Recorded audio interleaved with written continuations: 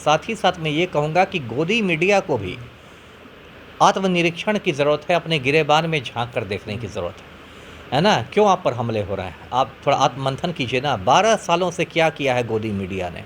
इन्होंने पत्रकारिता। आप सभी को नमस्कार। आप एक न्यूज़ 24 देख रहे हैं। मैं हूं नंदन। देखिए, सबसे पहले आपको बता दें कि बातचीत करने के लिए हमारे साथ जुड़े हुए अमिताभ दास जी, पूर्व आईपीएस रह चुके हैं। स्वागत है सर। बहुत धन्यवाद आपका। अच्छा, दिल्ली की लपटें अब पटना तक आ चुकी है, लेकिन अभी तक धर्मेंद्र प्रधान की तरफ से कोई भी इस्तीफे की खबर हमें सुनने को नहीं मिली है। क्या लग रहा है कि इस्तीफा देंगे या फिर? देखिए, अब दिल्ली की लपटें, पटना क्या, दिल्ली की लपटें पूरे भारतवर्ष में फैल चुकी हैं, है ना? कश्मीर से कन्याकुमारी तक अब जेन ज़ी क्रांति हो गई है और इतिहास में लिखा जाएगा 20 जुलाई 2026 की तारीख, जिस दिन हिंदुस्तान में जेन ज़ी क्रांति हो गई और ये क्रांति बढ़ती जाएगी। अब आपने कहा कि धर्मेंद्र प्रधान इस्तीफ़ा देंगे कि नहीं, तो अब धर्मेंद्र प्रधान का इस्तीफ़ा कोई मांग भी नहीं रहा। अब लोग प्रधानमंत्री नरेंद्र मोदी का इस्तीफ़ा मांग रहे हैं। लोग कहते हैं धर्मेंद्र प्रधान तो ऐसे ही प्यादा है, इसकी क्या औकात है।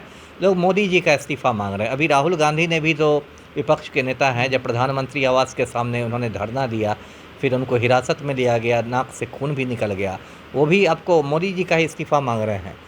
तो और मोदी जी इस्तीफ़ा देंगे नहीं, है ना? देखिए, इन लोगों में इतना ज़्यादा अहंकार हो गया है, सत्ता का नशा चढ़ गया है कि सत्ता के नशा में इन लोग को लग रहा है कि बिल्कुल हम लोग निरंकुश राजा बन गए हैं। लग ही नहीं रहा है कि देश में जनतंत्र है। लगता है कि पहले ज़माने में जो राजा महाराजा होते थे कि कोई कुछ बोलता था तो सीधे हाथी से कुचलवा दो। तो अब मोदी जी हाथी तो नहीं रखते हैं, ईडी से कुचलवाते हैं। लेकिन वैसा ही अहंकार और वैसा ही नशा आ गया है, जो कि कहीं ना कहीं सरकार के खिलाफ जा रहा है, क्योंकि बच्चे भड़क गए हैं। उनको लग रहा है कि सरकार एकदम संवेदनहीन है।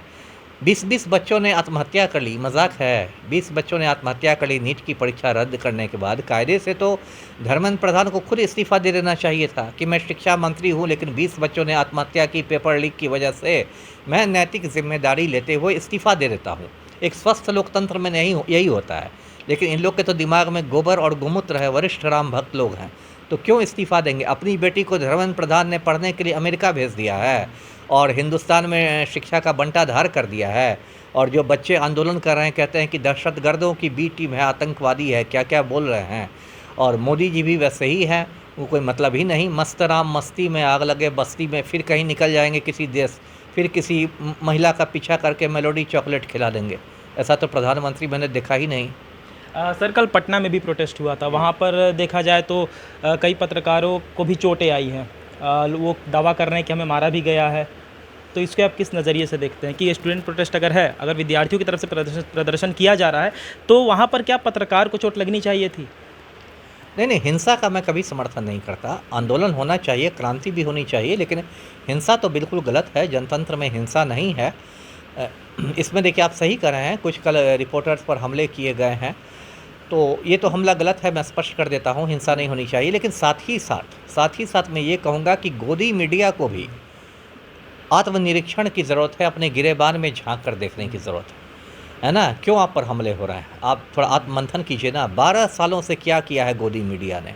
इन्होंने पत्रकारिता के नाम पर सिर्फ सत्ता की दलाली की है ना? कहा जाता है कि जिस मीडिया को जनता की मोमबत्ती बनना था, वो मीडिया मोदी की अगरबत्ती बन गया है। दिन रात मोदी का डंका बज गया, जादू चल गया, डंका बज गया, जादू चल गया। ये कौन सी पत्रकारिता है ना? दिन रात हिंदू मुसलमान, हिंदू मुसलमान, हिंदू मुसलमान, बस आप समाज में जहर घोलने का काम कर रहे हैं। तो देखिए, जंतर मंतर पर भी पिटा रहे हैं लोग। फिर मैं कहता हूँ कि पिटाई गलत हुई है, लेकिन क्यों इतना गुस्सा है? तो ये बात है। देखिए, मीडिया का बहुत महत्वपूर्ण स्थान है जनतंत्र में, उसको चौथा स्तंभ कहते हैं। लेकिन यूट्यूबर्स के खिलाफ, सोशल मीडिया के खिलाफ तो उतना गुस्सा नहीं है ना? इन्हीं पर क्यों गुस्सा है? क्योंकि जो भी मीडिया की इज्जत है हिंदुस्तान में, वो बड़े बड़े यूट्यूबर्स ने बचा रखी है ना? कोई भी आदमी जो गंभीर है इस देश में, वो तो अब तो देखता ही नहीं। गोदी मीडिया का दिन रात क्या दिखेगा? सड़ा हुआ न्यूज़। वो देखता है ध्रुव राठी को, रवीश कुमार को, अजीत अंजुम को, अभिसार शर्मा को, पुण्य प्रसून वाजपेयी को, प्रज्ञा मिश्रा को, आरफा खानम शेरवानी को, नवीन कुमार को, श्याम मीरा सिंह को, इन लोग को देखता है। तो आपको उनके रास्ते पर चलना चाहिए ना। मीडिया का काम सत्ता से सवाल करना है, तो आप विपक्ष से सवाल करते हैं जी। अच्छा, पूरा देश दो भाग में बट गया है। एक भाग है जो उस प्रोटेस्ट को सही बता रहा है, दूसरा भाग है जो उसमें से कुछ कमियां निकाल कर और सोशल मीडिया पर वीडियो पोस्ट किए जा रहे हैं, जहां पर लोग तमाम देख रहे हैं और उनकी मानसिकता बदल भी जा रही है वीडियो देखकर। जो पहले प्रोटेस्ट के साथ थे, अब वो ये कह रहे हैं कि अब ये प्रोटेस्ट नीट का प्रोटेस्ट नहीं है, अब ये एक राजनीतिक प्रदर्शन बन चुका है। नहीं नहीं, राजनीतिक प्रदर्शन की क्या बात है, मामला तो सही है। नीट का जो पेपर लीक हुआ उस पर मुद्दा है। देखिए, देश तो हमेशा से दो भागों में बटा रहेगा। इतना बड़ा देश है, अभी आप आरक्षण का ही मुद्दा छेड़ दीजिए तो बड़ी संख्या में जो अगड़ी जाति के लोग हैं, जो सवर्ण हिंदू हैं, वो आरक्षण के खिलाफ बोलने लगेंगे। जो दलित बहुजन हैं वो आरक्षण के समर्थन में खड़े हो जाएंगे। तो देश तो हर मुद्दे पर बटा रहता है। इतना 142 करोड़ लोगों का देश है, कैसे सारे लोगों का आप मतलब एक ही विचार रखिएगा। इसमें भी यही है, ये आंदोलन तो बिल्कुल सही हुआ है। अब ठीक है, जो भाजपा IT सेल है या जो गोदी मीडिया इस आंदोलन को बदनाम करने के लिए तरह तरह की बातें करते हैं। कभी कोई फेक न्यूज़ चलेगा कि सोनम वांगचुक तो छिपकर चिकन सूप पी लेते हैं, तो कभी होगा कि वो तो रोज़ा रखते हैं, शाम होने के बाद पेट भर के खाना खा लेते हैं। तो कभी न्यूज़ गोदी मीडिया चलाएगा कि इसको चाइना से फंडिंग हो रही है, तो अभिजीत दीप के CIA का आदमी है, तो पाक कनेक्शन निकल गया।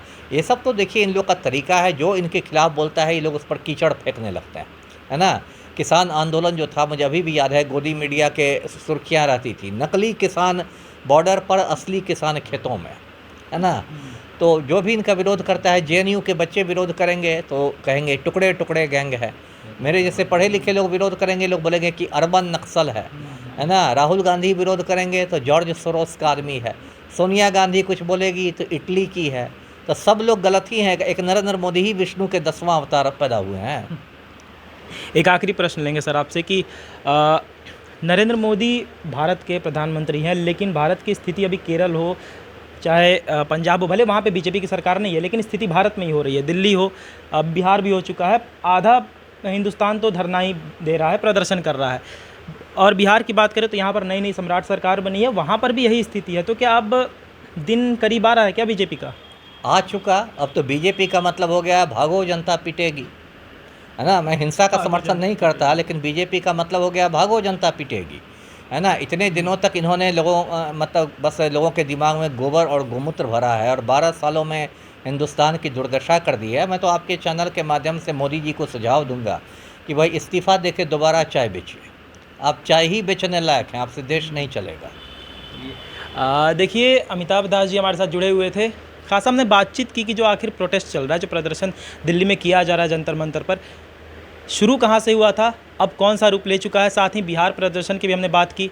और कल की बात करें तो कल बीजेपी के ही विधायक विनय बिहारी के साथ भी कुछ ऐसा हुआ, सर्वर फटा, जिस वजह से वो काफ़ी नाराज़ दिख रहे थे। देखना ये होगा कि ये प्रदर्शन आगे चलकर क्या सही रूप लेगा या फिर ऐसे ही चलता रहेगा। धन्यवाद।